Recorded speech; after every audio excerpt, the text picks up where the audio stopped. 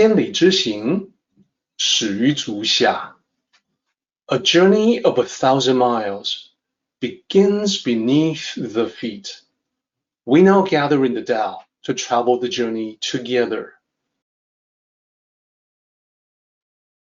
Welcome to Tao Talks with Derek Lin, where we take a deep dive into the Tao Te Ching by Lao Tzu. As always, I want to extend my welcome to you. Thank you for joining us. I would like to invite you to center your thoughts and direct your attention to this moment in time, to the here and now, to be fully present and mindfully aware as we are ready ourselves for this sacred process in the Tao with one another.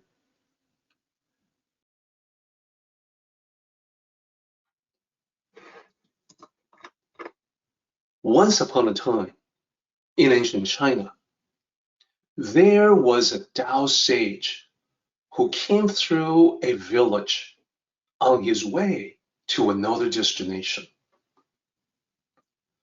It was a hot day, and the sage had already walked a long way, so he decided to rest for a moment before resuming his journey. As he walked into the village, he saw a villager working the water wheel by the river. As he approached, the villager came out to greet him and to offer him a bowl of water to slake his thirst. The two of them sat down to chat. The villager said, "Master, I am envious of you. You come and go without any worries. You have journeyed to all the mountains and rivers, and you have seen all the beautiful scenery of the world. If one day I can let go of my attachment, I would love to leave it all behind so I can join you in traveling everywhere and cultivate the Tao."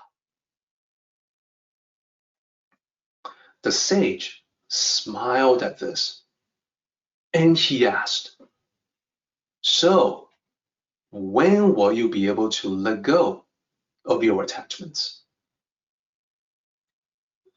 The villager thought about this and said, "Not right now, master. I still have to look after the water wheel for our village.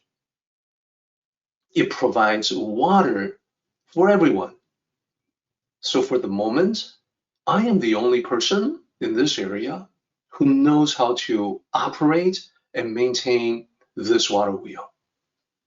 If one day somebody else can take over this responsibility, then I can let go of all of it and walk my own path." The sage nodded and said, "Since you are the local expert on the water wheel, let me ask you a question. What is the correct way to position the water wheel?" The villager said, "The water wheel must be partly in the water and partly out of the water." The sage asked, "What will happen if the water wheel is completely submerged in the water?" The villager exclaimed, "That would not be good, master. If the water wheel is completely underwater, it will not be able to turn, and it may even be carried away by a strong current." The sage then asked, "What if it is completely out of the water? What will happen then?" The villager said, "That would also be bad, master. The water wheel will not be able to fetch any water, and that is the purpose for which we built it in the first place." "Well said," The sage applauded. What you have described is also true for all of us in life. If someone is completely immersed in the material world, he is like a submerged water wheel.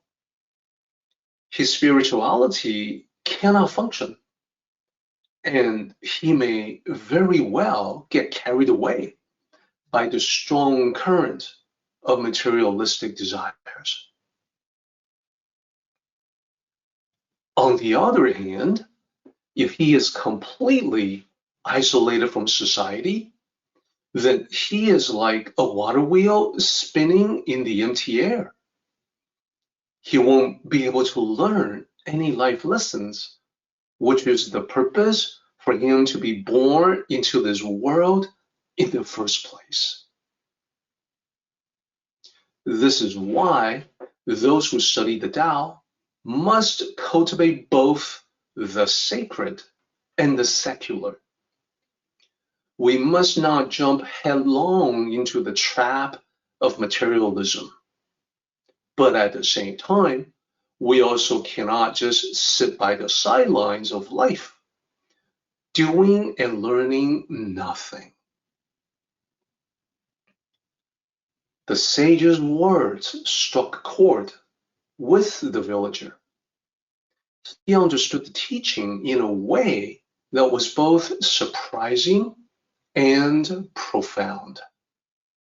He bowed deeply to the sage in gratitude, and then he returned to his duties by the water wheel.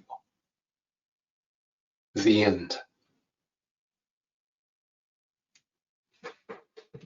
That is the story of the water wheel. Now let's talk about the Tao. The villager understood the water wheel. He knew that the bottom part of it must dip into the water so that as it turns, it can bring water up as designed. We human beings are designed in the same way. We're here in the material world, and therefore there's a part of us that must remain in contact with the material world at all times. But then we don't want to forget about the spiritual side. What the sage said was that we must cultivate both the sacred and the secular. So I want to introduce you to this expression, 圣凡兼修. Here's the pinyin for that. And let me break down the characters for you one by one. The first character means sacred, divine, the spiritual. 圣 is the same character in 圣人, which is translated as the sage, a person with wisdom that approaches the divine. The second character is, as you can probably guess, secular, the mundane, the material world. The third character just means both the sacred and the secular. And then the last character that you see there, 修, that is the character for cultivate. To cultivate the Tao means cultivating both the sacred and the secular, both the spiritual and the mundane. So here is the meaning. Cultivate both the sacred, spiritual, and the secular. This suggests that there should be a balance between the two in one's life. The two sides, whether we're talking about here, spirituality and the material world, they're not at odds with one another. they're like two sides of the same coin, or complementary duality, like the yin and yang symbol. The idea is that you need both. You need to maintain your connection to both. And what if that is not the case, as the sage was asking? When you are not living in a proper balance between the spiritual and the material, you can veer off one way or the other, like the water wheel being completely submerged or completely out of the water.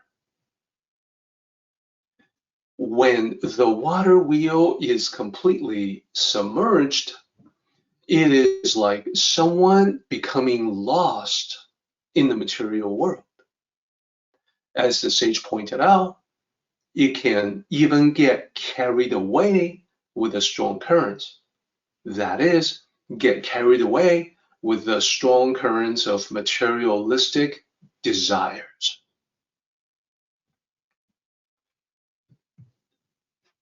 On the other hand, if you strike the right balance between the two, it can become a very powerful synergy. The right balance complement and strengthen each other, because this is like the yin and yang symbol. With the right proportion, this is basically a reminder for us that we need the spiritual side. It reminds us there's more to the world than meets the eyes. Our sensory perception can perceive the material world. Our inner senses, our feelings, intuition can sense that there's more to it than just that. On the other hand, we also want to be firmly rooted or connected with material existence. This means making a living, playing a role in all human interactions, whatever they may be. Perhaps you are acting as a friend, a partner, a parent, a child,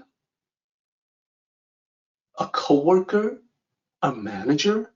There are many roles that you must play. None of them is at odds with the Tao. Spiritual attainment and material prosperity can feed into each other. For instance, the lessons we learn in the material world can inform our spiritual understanding. In the other direction, the Tao lessons that we learn and share with one another can be applied in the material world to achieve abundance and prosperity. We can create the win-win situation for all of us. That in turn can help us contribute more to spiritual pursuits. So when we talk about it this way, some people can feel that this is quite different from sort of the Tao, the version of the Tao that have been sometimes popularized in the past. That is, cultivating the Tao in a remote temple or monastery. Now, in the old days, that's something that would happen quite a bit. Today, not so much. But I want to point out that back in the old days, when people did do their spiritual cultivation remotely, far away from busy cities, towns, even back then, at this remote location, whether a temple or monastery, a disciple had to interact with fellow human beings, the teachers, fellow disciples. The life of a disciple in such a setting was disciplined, not isolated, which would be more like a hermitage. Such a disciple will have to do his share of the work, cooperate with others in various activities, whether that is training, maintenance, cleaning. It was far from the life of an isolated hermit. Of course, today, such remote locations oftentimes have become tourist destinations. Such a place may project the image of Eastern spirituality, but not necessarily the substance. It can be seen as a false projection of a past that never really existed, because since thousands of years ago, it has always been the position of the authentic Tao traditions that true cultivation happens in everyday life, in the mundane world, dealing with everyday problems, just like everybody else. And that is why we have these lines from this chapter. Dims the glare, mixes the dust. To mix with the dust is the ultimate statement about that. We're here for one another.